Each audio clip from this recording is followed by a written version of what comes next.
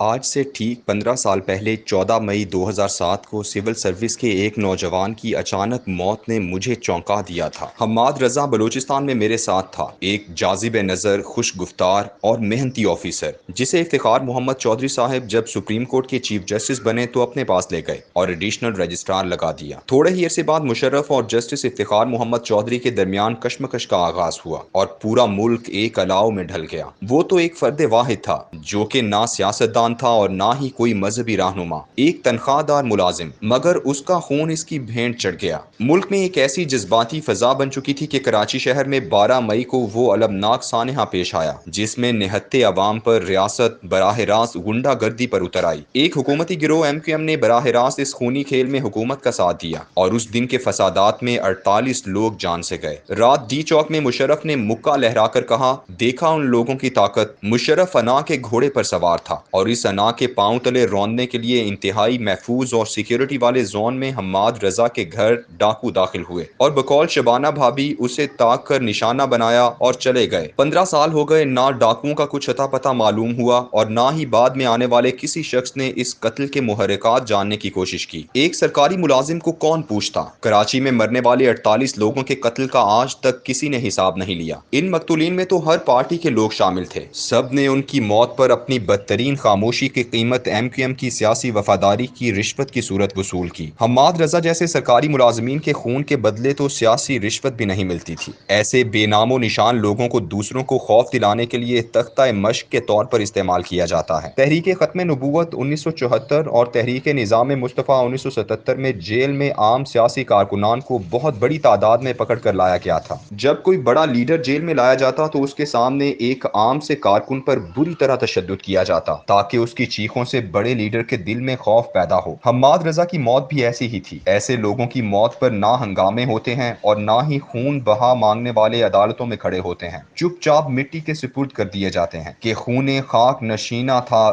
رزق خاک ہوا۔ لیکن اس کی موت بڑے لوگوں کے لیے خوف کا سامان بن جاتی ہے۔ اس کے بعد جولائی 2007 میں ایک اور واقعہ ہوا، لال مسجد اور جامعہ حفصہ آپریشن۔ یہ بھی پورے ملک میں مخالفین پر ریاستی دہشت اور خوف مسلط کرنے کے لیے کیا گیا تھا۔ ہزاروں جان سے گئے، لیکن کوئی آج تک صحیح تعداد بھی نہیں بتا پاتا۔ ٹھیک 7 سال بعد 17 جون 2014 کو ماڈل ٹاؤن میں طاہر القادری صاحب کے منہاج القرآن میں نہتے لوگوں کو خون میں نہلایا گیا۔ 14 لوگ جاں بحق ہوئے اور 100 سے زیادہ زخمی۔ لیکن اس کے بعد برسر اقتدار آنے والے مجرموں کا نام تو لیتے رہے، ان پر تقریروں میں آوازیں بھی کستے رہے، لیکن کوئی ان کو کٹہرے میں نہ لایا۔ میں نے بار بار یہ کہا ہے کہ میرا انتظامی تجربہ یہ کہتا ہے کہ جامعہ حفصہ، 12 مئی اور ماڈل ٹاؤن کے مجرم کبھی بھی کٹہرے میں نہیں لائے جائیں گے، اس لیے کہ جن قانون نافذ کرنے والے اہلکاروں نے یہ قتل کیے ہیں وہ مقدمے کے دوران اصل راز بھی اگل سکتے ہیں۔ اور دوسرا اہم نقطہ یہ ہے کہ ریاست نے ان جیسے اہلکاروں سے مزید دہشت اور بربریت کے کام لینے ہوتے ہیں۔ اگر یہ انجام کو پہنچ گئے تو آئندہ حکومتوں کے کہنے پر معصوم لوگوں پر کوئی بندوق نہیں اٹھائے گا۔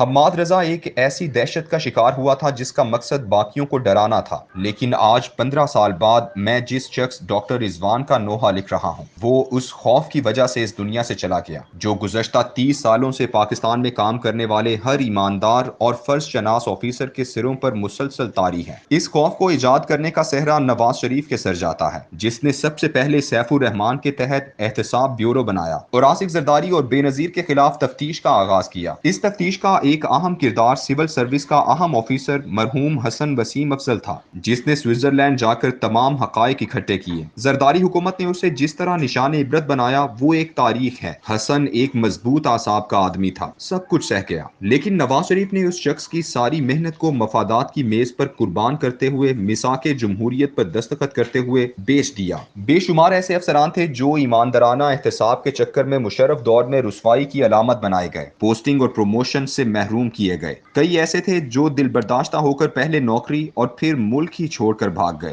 ڈاکٹر رضوان کی موت بھی ایک ایسے مسلسل خوف کے عالم کی موت ہے۔ ایک ایماندار آفیسر کے دل میں بہت سے خوف ہوتے ہیں۔ اسے اگر کسی جھوٹے مقدمے میں گرفتار کر لیا گیا، عدالتوں میں گھسیٹا گیا تو کون یقین کرے گا کہ وہ بے گناہ ہے؟ اگر وہ باعزت بری بھی ہو گیا تو اس کے چہرے پر ملی ہوئی کالک کون دھوئے گا؟ وہ اپنی اولاد کا سامنا کیسے کرے گا جسے وہ رزق حلال کی صعوبتوں میں پالتا رہا ہے؟ میری آنکھوں کے سامنے آج بھی بریگیڈیئر اسد منیر کا معصوم چہرہ گھومتا ہے، جس کے خلاف نیب نے تحقیقات کا آغاز کیا تو اس نے 14 مارچ 2019 کو چیف جسٹس سپریم کورٹ کے نام نام ایک خط تحریر کیا کہ وہ بے قصور ہے، لیکن ایسی بدنامی برداشت نہیں کر سکتا، اور پھر اس نے خودکشی کر لی۔ اپنی موت کے 2 سال بعد مارچ 2022 میں اسے باعزت طور پر بری کرتے ہوئے تمام الزامات کو جھوٹ قرار دے دیا، لیکن اس شخص کی قبر ہمارے بدترین نظام حکومت اور مفلوج نظام عدل کا منہ چڑھا رہی ہے۔ ڈاکٹر رضوان نے جن 2 باپ بیٹوں کے بارے میں منی لانڈرنگ کی تفتیش مکمل کی ہے، ان میں سے باپ کی وزارت اعلیٰ کے دوران میں نے بحیثیت صوبائی سیکرٹری 7 سال کام کیا ہے۔ بڑے بڑے آفیسر اس کی بدسلوکی اور درست لہجے سے خوف میں رہتے تھے۔ کتنے تھے جو پنجاب چھوڑ گئے اور طویل رخصت پر چلے گئے۔ ڈاکٹر رضوان بھی ان دنوں کا ہمارا ساتھی تھا، ایک مرنج ایماندار، محنتی اور فرض شناس آفیسر۔ ہمیں معلوم تھا کہ کیسے وزیر اعلیٰ ہاؤس سے افسران کو علیحدہ علیحدہ بلا کر کبھی خوفزدہ کیا جاتا تھا اور میٹنگوں میں بھی سب کے سامنے ذلیل و رسوا کیا جاتا تھا۔ ڈاکٹر رضوان کی شومئی قسمت کہ اسے انہی باپ بیٹوں کی منی لانڈرنگ کا کیس تفتیش کے لیے ملا۔ اسے عدالت میں بیٹے نے دھمکی دی۔ پارٹی کے 2 وکیل رہنماؤں نے پریس کانفرنس کر کے کہا کہ ہم تمہیں عبرت کا نشان بنا دیں گے۔ وہ حکومت کے آتے ہی طویل رخصت پر چلا گیا کہ بوجھ کم ہو، لیکن ایسے شریف النفس اور ایماندار آدمی کے دل کا خوف کبھی نہیں جاتا۔ وہ معمولی سی بدنامی کو بھی اپنے لیے ہتک سمجھتا ہے۔